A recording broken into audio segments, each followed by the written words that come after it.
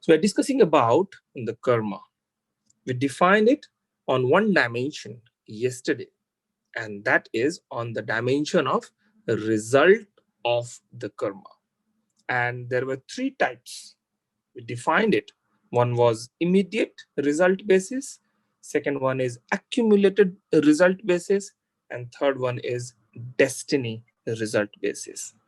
And all of these are defined on the basis of result. When we are getting a result of a karma which we did, on that basis these three categorization has been met. The important thing is, what do you do when a result come to you? How do you react? That is more important. Many people complain from their life at all different time point. I have been doing so many things, so much of good things, or even if not doing, even if I am idle, why bad things are happening with me? Have I done anything to anyone? Probably many of you or many of our known people here and there in the society, you might have observed that the person is so humble, the person is so nice, the person is doing not harm to anyone, but still his life is relatively miserable. Why it is? Have you ever given a thought? What is happening?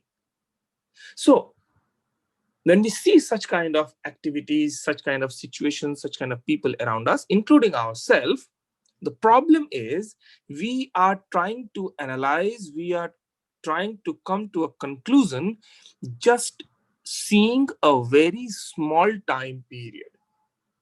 What we see in a very small time period, on that basis, we try to judge, we try to conclude what is happening at this time point. But as we discussed yesterday, the karma and its fruits are not just confined only to one time. In fact, not just confined only to one life. These results will be carried forward in the next lives as well. And when exactly which one will come in front of us, there is a mechanism, but not known to normal human being.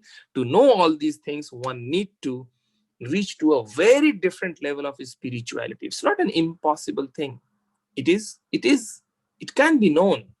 One can identify and know about it, but you have to uplift yourself to a conscious, to go beyond that to super conscious level, and then only it is possible, because at that time point you will be in that link automatically, how all these functionality, how these calculations happen. One thing I want to emphasize here, many a time people console themselves by using a word, fate, Fate. If something they're trying to understand and they don't able to understand, they're not able to understand, they give a name as, this is my fate, this is your fate, this is how it has to happen, that's why it is happening. Sometimes it is good to assume this way to console someone, but ultimately, if you see carefully, there is no word as such called fate. Everything is linked to our own karma done at this stage in this life or on the previous basis. Since we have not seen any one of our previous life, forget about previous life. Even we don't remember everything what we have done in this life itself. Probably we don't remember last 1 year what we have done. Not just last 1 year. We probably would not remember everything what we did 1 month before. Not just like that. You might not remember what you have done just last day. You can think about it. You don't remember all 24-hour activities what you have done. We don't remember. We remember only those things which has made an impact on our life, which has gone to the memory with a sharpened activity. Those things only we remember, and on that basis we keep on doing analysis and understanding, but we forget many things. Not just of previous life, of course we don't remember anything. Even in this life we don't remember many things. And many times it has been observed that someone has done something, and when it comes back with a result, that person complains, how can this come in this way? Have I done anything? And that person doesn't remember anything. You can touch upon your own life, please, if you really want to learn and understand karma, please go back to your own life and understand, list it down, what you have done, how you have done. All those things will come as a result. Don't complain, please. There is nothing to complain in the life. Whatever is happening, it is happening only because of our own choice. It's our choice to act, to function, and basically to do the karma. Whatever is happening on that basis itself. Sometime later, we will talk about one more interesting fact is about the six different stages or association of this soul with this natural phenomena. How the soul is initially at a time of very beginning time, the soul is associated with the supreme conscious supreme being, and how it has fallen down to the current life. What has happened, what that soul did at that time point, being even at that super conscious state, that also can be described using these karma philosophy as well. So there is no fate as such. There is nothing something called which is called fate. We give a name to fate only because we are not able to calculate, we are not able to see through what have we done and how it is coming in front of us the way it is coming to. We are not able to calculate it. So my suggestion on the basis of what here we are discussing is, if something is coming to you, be it very bad situation, very bad situation, please have a strength inside you to just face it. It is just a phase. It is just a phase. Doesn't matter whether we know why it has come or not. Just stand strong. It will pass through. It will pass through with its own impact. If you are strong enough, it may disturb you, it may harm you, but still keep a hope, because it will not sustain throughout with you.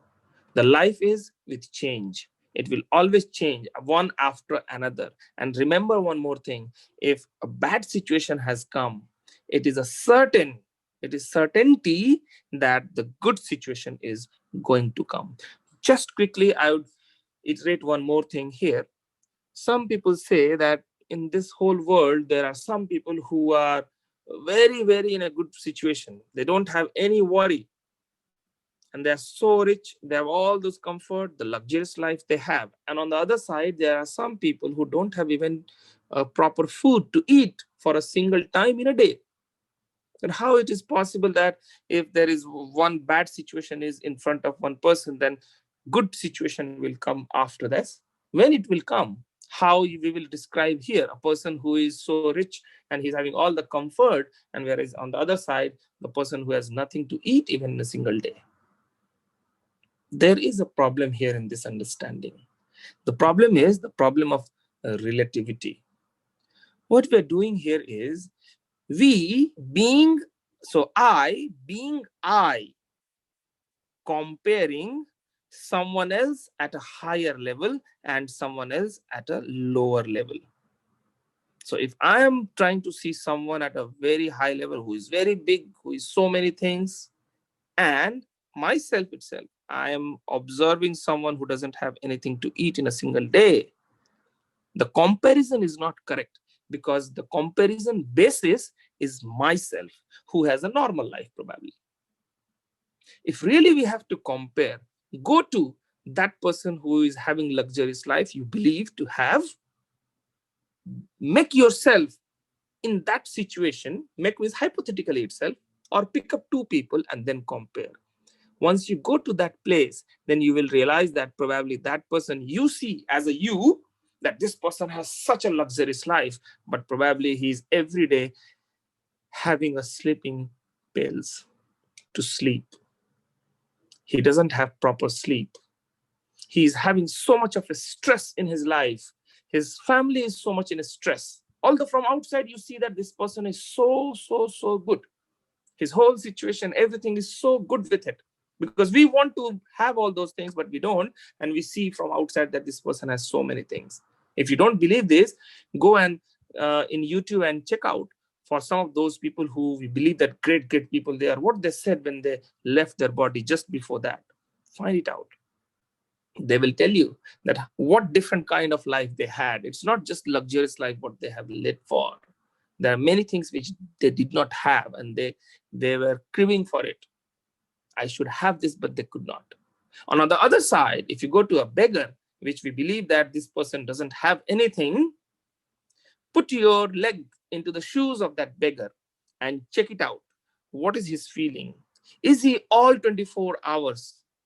Is he all 24 hours crying? He would not be. He is not crying all the times. It's us. It's me being myself, seeing that person the way I'm seeing through being at my position to that person. And that's why I think, oh, how poor person he is. He's not having anything to eat. But probably at his situation, at his position, when I go and see, I would be able to find he is still happy half of the day. Reasons may be different.